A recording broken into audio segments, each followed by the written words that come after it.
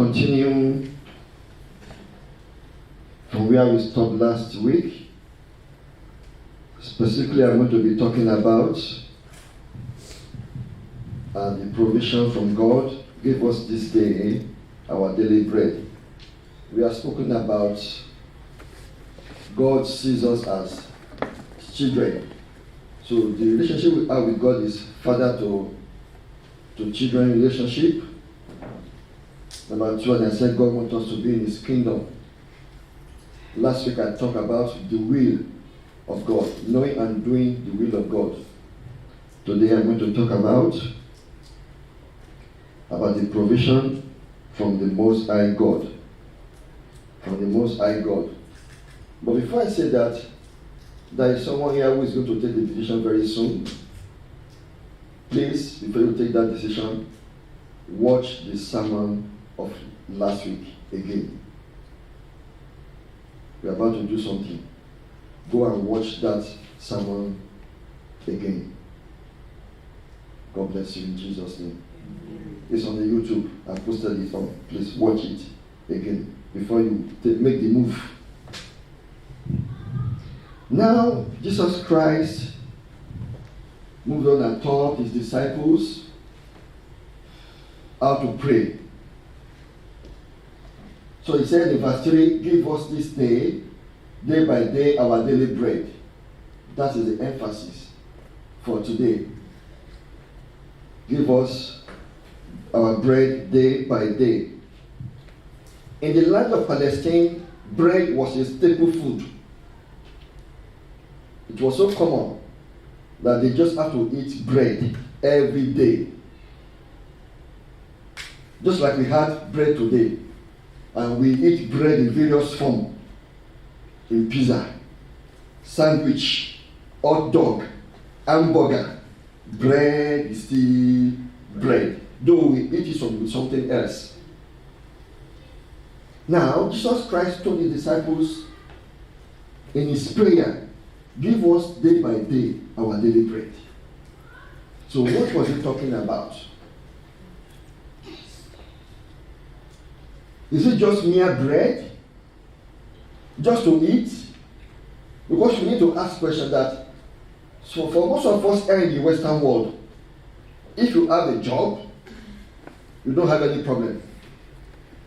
Everyone here who is in the working class can go to KFC over there and buy whatever you want to buy. So hunger is not the issue. If you, in the Western world, if you have your job, everyone, you will be able to at least to eat whatever you want if you have a job. But this is actually more in-depth. Give us this day our daily bread. What was Christ talking about? Christ was talking about, number one, God wants us to depend upon Him for everything. For everything, in totality of our lives, God wants His children to depend upon Him. Because mere bread is something that you eat and you pass out. But Jesus is talking about sustenance of life. So as bread was a staple food in the land of Palestine in those days, they eat bread nearly every day. Just to sustain them. Christ is saying here that thing that sustains life, that sustains people, is me. Jesus Christ is looking for a way where people will draw near to Him so that He will sustain them. It's more than eating of food. It's actually more in-depth. That speaks about emotional aspect, psychological aspect, spiritual aspect. You want happy marriage, you want happy job, you want to be in good home, you want to have a good something or whatever. It's about sustenance, something that makes you happy, something that gives you life. So God wants His children to be totally dependent upon Him. The word dependence is that sustenance. God wants us to, what sustains us, what makes us who we are today should be according to the Lord, to the word of the Lord. I remember when they were eating bread on that day in the wilderness, in the book of Exodus. People began to complain to Moses. You brought us out of Egypt. You want to kill us here. We are dying of hunger. And God spoke to Moses. By this time tomorrow, I'm going to rain bread and quail for you people. You can see that in the book of Exodus chapter 16. And Bible says God rained manna upon them. They saw layers upon layers in the morning. And they said, what is this? What is this? What is this? Moses replied, this is what the Lord promised that he will supply to you. And they began to gather and prepare as food. We call it manna. Looks like a coriander seed coated with honey. Tastes like wafer. And the children of Israel ate that for 40 years in the wilderness. That thing stopped the moment they crossed the Jordan and stepped into the land of Canaan. That was the day that thing stopped. So for 40 good years, God was sustaining them in the wilderness. And Moses warned them, just gather enough for today, according to the size of your family. If you are 10 in a family, gather according to your family. Don't gather too much. If you are just two in your family, just gather you and your wife. And that's the way it was in those days. And no one was hungry. So every day, God was refreshing them. God is not looking for people who want to dwell on the past. God wants new enriching, new empowerment, new flourishing, new blessing, everything new every day of our lives. It's not about my past deeds, my past power, my past strength. God is looking for new things. So every day they gather this bread. Those who disobey the word of God because of anxiety and fear, what are we going to eat tomorrow? That the thing turned to maggots. And Moses was angry with them. Why did you do this thing? God has spoken. Until they got the message. But God was there to sustain them. So God is actually saying that I want you to depend on me for everything. You may have your job, you may have your account, you may have your money, you may even be rich. The life of a man does not consist in what he possesses. Your life is not about what you have. Your life is not about your qualification. It's not about your job. It's not about everything you have in this world. It's about you and Jesus. This is where people miss it. I want to acquire this. I want to acquire that at the expense of relationship with God. What was the sin of Adam and Eve? The devil told them that as God said you should not eat this thing, he said, yes, I think God has said you should not eat it, don't touch it at all. And the devil deceived Adam and Eve, and they ate the forbidden fruits. The implication of that they wanted to be independent from God. Because the devil told them that as soon as you eat this fruit, you are going to be wiser, your eyes will be open, you are going to be like God. Whereas they were already like God. And the devil deceived them, the devil just twisted the whole thing, and they were thinking of way to be independent from God. The opposite way. So God wants us to be dependent upon Him, not to be independent. Jesus said, without me, you can do nothing. Without Jesus in our lives, we are nothing. No wonder Jesus said to the devil in Matthew chapter 4 verse 4, when Christ was fasting 40 days and 40 nights, the devil came to him that if you are the Son of God, turn this stone, make them bread. And Jesus replied him, man shall not live by bread alone, but by every word that comes from the mouth of the Lord. We are not living by what we eat. The life of man does not consider what he eats, but by the word of the Lord, the word that comes from the mouth of the Lord, the word of God. It's like a manufacturer's manual. Now, if you buy any equipment, let's say for example this projector, if projector is not functioning properly, the first thing I will do is to go to the manufacturer's manual. I will just grab the manual. It's saying error E or error K. I will look at it. What is error K? Before I call the supplier and say, this thing is developing problem. What can I do? It's developing error K or error E. The manufacturer's manual will tell you what to do. So if something is not going on in someone's life, if life is not going on the way it should be, if relationship turns sour, if someone falls sick, if it appears the whole world is against you, turn to the manufacturer's manual. Turn to the word of God. This Bible. And I illustrated last week what to do, how to find a verse about the situation. Seek the Bible on every situation. If anything is not working out well, this is your guidance. This is the word of God. The infallible word of God, which cannot be broken. Man shall not live by bread alone, but by the word that comes from the mouth of the Lord, and that is the Bible. And what God speaks to you directly in person, maybe audible voice, vision, dreams, or whatever. Live by that. Do you know that God has emotion?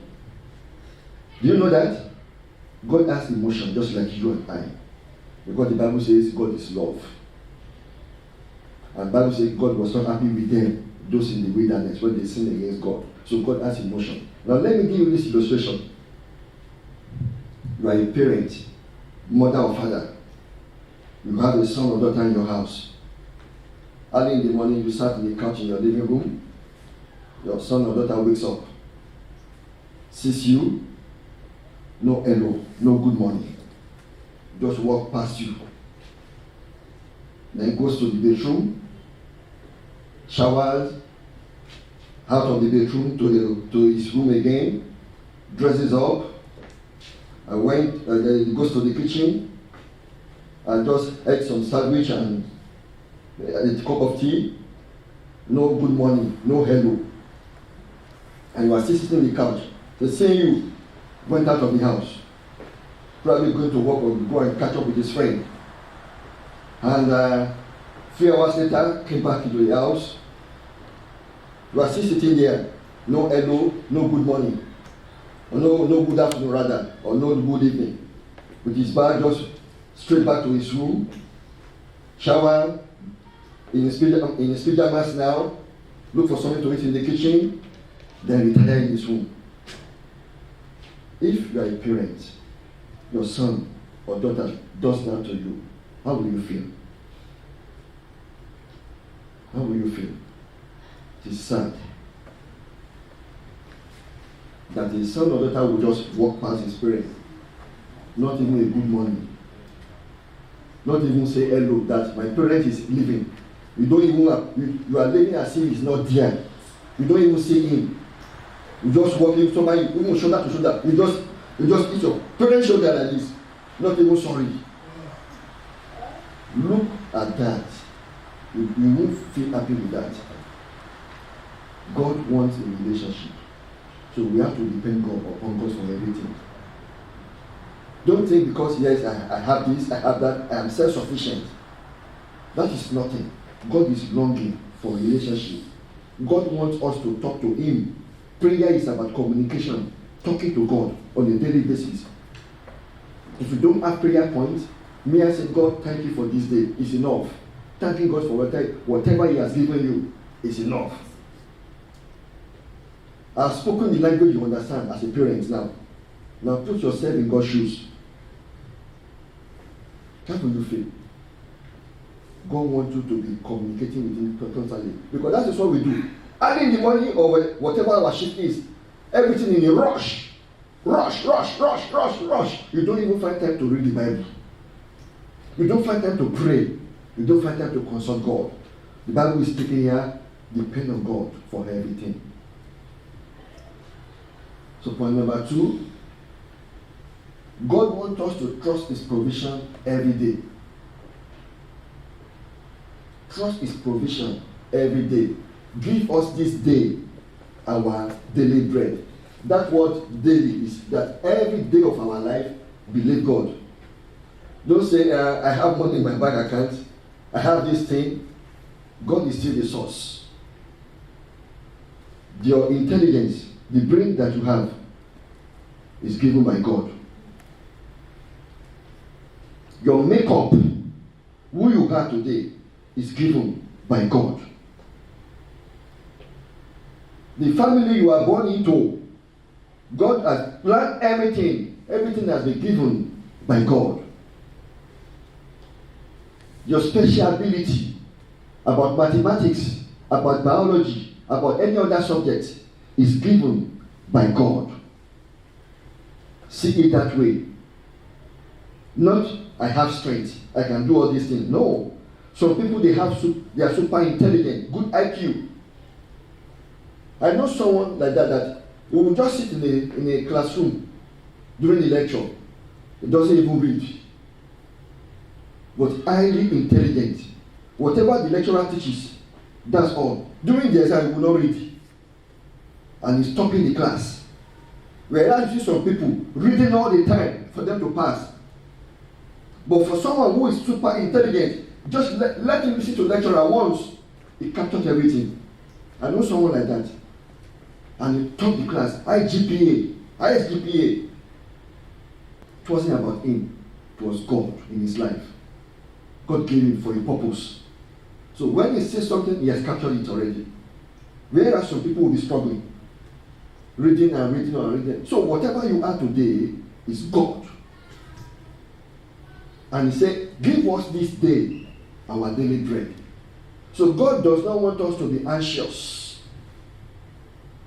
about future.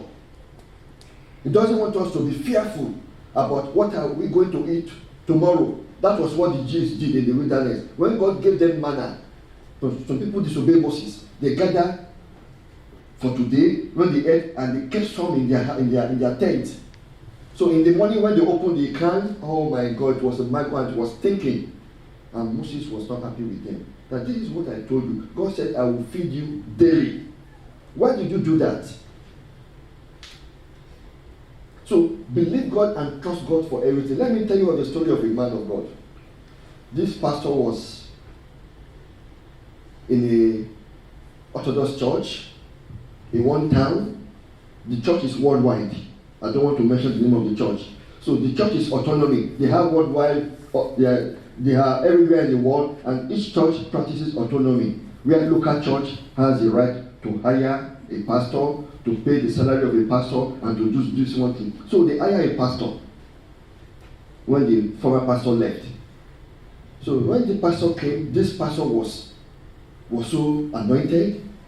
He was preaching fiery sermon. His prayer was fire. Then we have this clique in the church, powerful few. Some of them were in the occultic, and they were the church leaders. So they were not comfortable with this pastor. That his sermon was just too powerful. We don't want this man here. He's going to destroy our work. Can you imagine when you occultic people are leading church? So everyone is in darkness. No wonder people are embodied in church. This man got there with his family. The sermon every Sunday was powerful. The people in the church said, we have never had a sermon like this before. You are different from the former pastor. So they love the pastor, and this powerful, they call him. We just want to warn you. We don't want this kind of sermon from you again. Preach what you want, what we ask you to preach. And this kind of prayer you are praying, this fire. We are not interested in this kind of prayer. You better be careful. Otherwise, he will deal with you. The pastor replied then, you did not call me. God called me. And I am accountable to God. Not you. The pastor refused. You know what they did? And they stopped his salary. So the pastor was still preaching faithfully. And he was living on it. When he stopped his salary, he was living on his savings, thinking that they would change their mind. So When he finished every morning in saving, the wife was not working, was only working as a pastor. Not, it was difficult for them even to eat. It got to a time the children were saying, God, what are we going to eat? Do you know what they did? It was hard. They put water. They were just boiling water, telling the children that when we are going to prepare food, they put stone in the boiling water, and just to let the children calm down. And they slept. When they cook and cook for hours, they cook stone for hours. Nothing more. The children slept. In the morning, they went to church.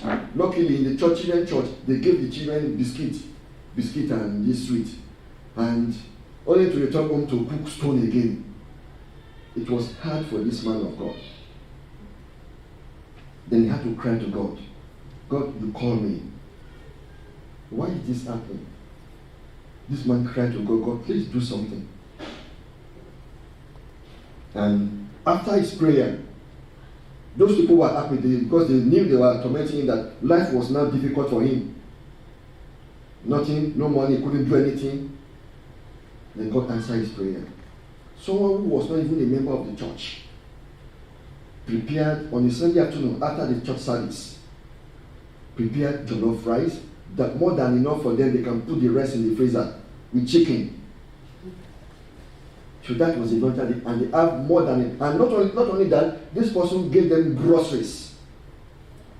Large quantity. The person was well to do, say, God asked me to give you, to bless you. Not even a member of the church. Say, God, that pastor, go and bless him. The eggs, butter, bread, jam, all the groceries packed in the. Then later, some people came again from nowhere, and they were just blessing this man. So, and he was living. He was living even more than the money they used to collect as salary in the church. So when these people discovered that, even some church members who realized that the pastor has been suffering, they also began to give him something. But this powerful clique in the church, you know what they did? When they saw that their plan failed, they had no choice than to start giving him salary again. And later, some of them repented. They told the pastor they are sorry, how they have treated him. Because some of them who are in the occult repented, they gave their life to Jesus. My point is that when you are at the verge of losing hope, God is always there, who will always meet you at the point of your needs. He's the source of everything. When I was preparing this sermon, I read about a church, a seminary in Texas, United States. They were bankrupt. They were about to close down this Bible college. They owed some money and they couldn't cope again. You know what they did? So they called all the lecturers and all the heads of the department together to pray. And as they were praying, God supplied, if nothing is done this week, this place will be closed down. And we have trained so many pastors, so many Bible teachers here, evangelists. Then one of them stood up and said, God, just 1 minute prayer. God, the Bible says you own the cattle on 1,000 hills. And if that is true of you, oh God, this week do something. A day after that prayer. So a farmer who has a cattle ranch, sold some of his cattle. And he came to the secretary of that Bible college. He found him in the reception. Said, who is the head of this place? He said, he's not here at the moment. He gave the secretary the check. So I live just around the corner over there because in the countryside. He said, yeah, I'm in the country. I sold some of my cattle and I don't actually need the money. And I had a feeling that you might need it because I know you are doing good work around here, teaching pastors and some other stuff like that. And he gave them the check. Exam money they needed. And when the pastor came, the head of the school came, he talked to the pastor who prayed just 1 minute prayer. If you own the cattle on 1,000 hills, you, God, do something. And the man laughed and said, God has actually answered the prayer. Just 1 minute prayer. God saw your heart and God answered the prayer. So God is the source of everything. Whatever you want in life, trust God. When you get home, you can read this Bible passage. That is the book of Matthew about don't worry about anything. Don't worry about what you are going to eat or drink. Know about your body, what you will put on. It's not like more than food, and the body more than protein. Look at the best of the hair, for they neither sow nor reap, nor gather into barns, yet your heavenly Father feeds them. Are you not of more value than they? Which of you by worrying can add 1 cubit to his stature? So when you get to read that whole thing, Matthew chapter 6, 25 to 34, my third point. God wants us to care about the needs of others. And if you look at that prayer point Jesus Christ raised, say, give us day by day our daily bread. The word us and our, these are pronouns. Jesus did not say, give me this day my daily bread.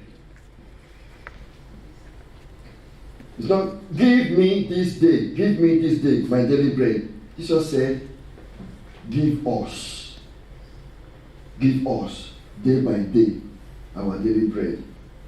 About others. It's not just about you. It's not just about your family only. Some people are in need. Real in need. So when God blesses you, try to have other people in mind. Find a way to bless others, because God is not just blessing you for blessing you sake. God wants you to be a blessing to others. You have people who are privileged, who are less privileged, who are poor in the land. Look for them and bless them. Now, in the Bible, from Genesis to Revelation, it is consistent. The Bible says in the book of Leviticus 23, verse 22, that when you are harvesting in your field, let me read it. When you reap the harvest of your land, you shall not only reap the corners of your field when you reap, nor shall you gather any gleaning from your harvest. You shall leave them for the poor and for the stranger. I am the Lord your God. There was this social welfare in the land of Israel in those days. They knew there were some poor people in their midst. So when you are harvesting your wheat or your barley or whatever you planted, don't harvest the corners. Whatever you have left behind, don't go and glean them again. Leave those things for the poor. I am the Lord your God. That was how Boaz found Ruth. He was gleaning. Ruth was just there to gather the leftover so that she can eat with Naomi, mother-in-law. So that was the order. God was caring for the needs of the poor. So God wants to care for the needs of the poor. There are poor people around us. So it's not just about you, not about my money. They are around you. Actually, something happened, wasn't that 2 weeks ago? My wife and daughters went to the city to hand over some blankets to people. What caused that? Because there was this day, it was very cold that day. And one of the girls said, if we are living in this house and it's cold this way, what of the homeless? What of the homeless? No roof upon their head. So they made that decision that day. They had some blankets. At evening, 3 of them went to the city at night to go and look for the homeless. And they handed blankets over to them. That was great. This is the kind of thing Jesus wants us to do. People are around us in need, serious need. Don't close your eyes. Not about me. Give us, not me. Not mine, is our daily bread. There are others around you. Help them. Help them, please. In the book of James, chapter 2, 14 to 17, the Bible says, what does it profit, my brethren?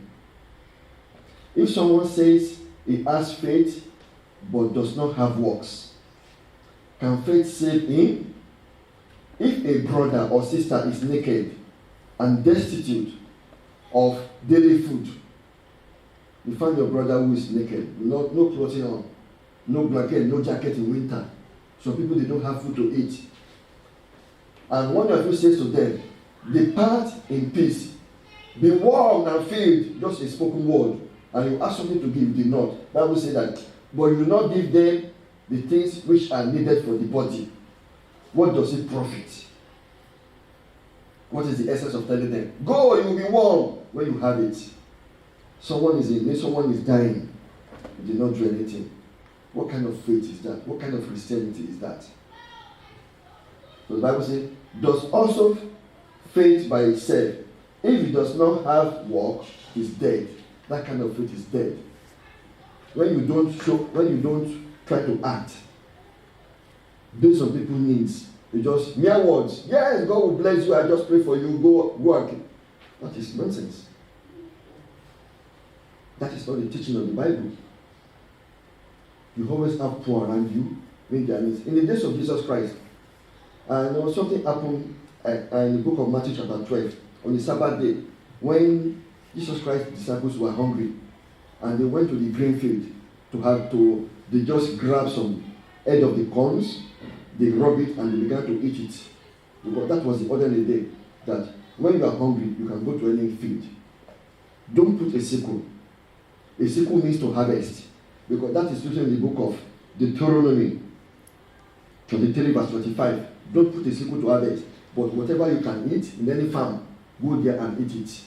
That was what the disciples of Jesus Christ were doing, and the Jews saw them. Say, what is this your disciple doing on the Sabbath day? And Jesus told that, I'm the Lord of the Sabbath. And with them, I am the Lord of the Sabbath. So, always have the poor at the back of your mind. Finally, which is, God will provide for us through our work. Maybe you have some needs, you want to increase your purchasing power, you want to buy some other things. It is when you are working. Look through the pages of the Bible from Genesis to Revelation. When God blesses people, God blesses their work. Someone say back, I want to depend on people to bless me. That is idleness. That is busybody. God is against it. God wants us to be hardworking with our hands. When you are able, when you are not disabled, God wants us to be working with our hands to earn a living. That is what God will bless. Isaac sowed the land, he reaped 100-fold. Abraham increased in cattle and all other animals. He became exceedingly rich. Jacob was blessed and became exceedingly rich. All of them, they were working. Not someone sitting idly. Or people are going to work and you are at home crossing your finger. I don't want to work. I don't want to work. A lady or a young man without disability, without any medical condition, doing nothing, it's against the word of God. It's against the will of God. Some people, they won't go and borrow money to play lotto, to gamble, thinking that through gambling or lotto, they will become rich. That is not God's way of blessing people. Let the truth be told. It's not a way of enriching people. God can bless, you can have a small shop, maybe in another, if you are faithful and diligent with what you are doing. In 2, 3, 4, 5 years, you have exponential growth.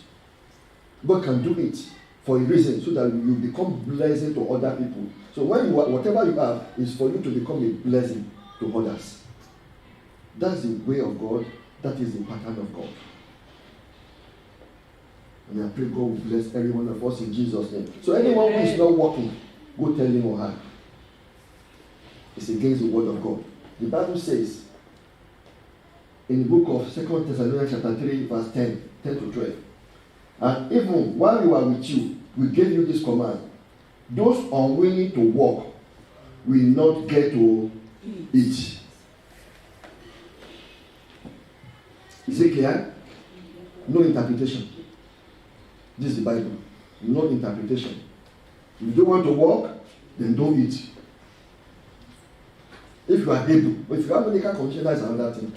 That's understandable. But And the Bible says for that. Yet we hear that some of you are living idle lives, refusing to work and meddling in other people's business. We command such people and urge them in the name of the Lord Jesus Christ to settle down and work to earn their own living. That is the word of God. So people, they resorted into burglary,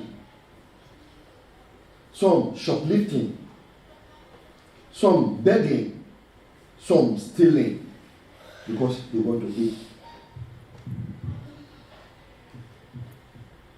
Why do people become homeless? I don't know. Were people poor because of medical condition? They are homeless. I don't know what happened. But the Bible wants us to extend our hands to bless them, to reach out to them.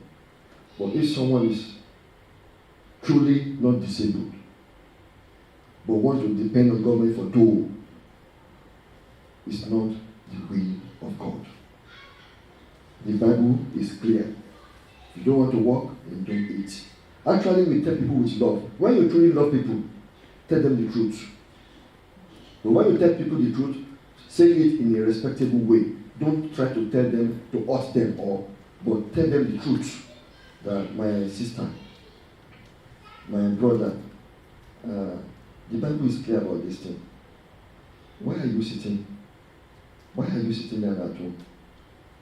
I know someone like that I told recently that he just wanted, he went to learn a trade, then he stopped.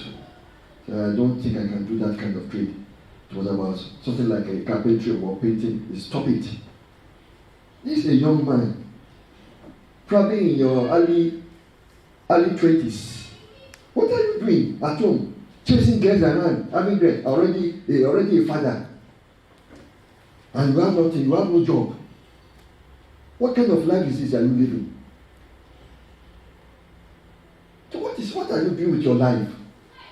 You just say it with love, say the truth as it is, but don't try to other person. That the way you are going, the end will not be good. When you love people, tell them that truth. The direction you are going, the end will not be good. How they living? So you don't depend on people. You don't become a parasite to people. That is the teaching of the word of God. Amen. Give us this day our daily bread. It's more than what we eat. It's the totality about everything, about our lives. So it's not just about you. You can become a blessing to others. God bless you in Jesus' name. Amen. Praise the name of Jesus.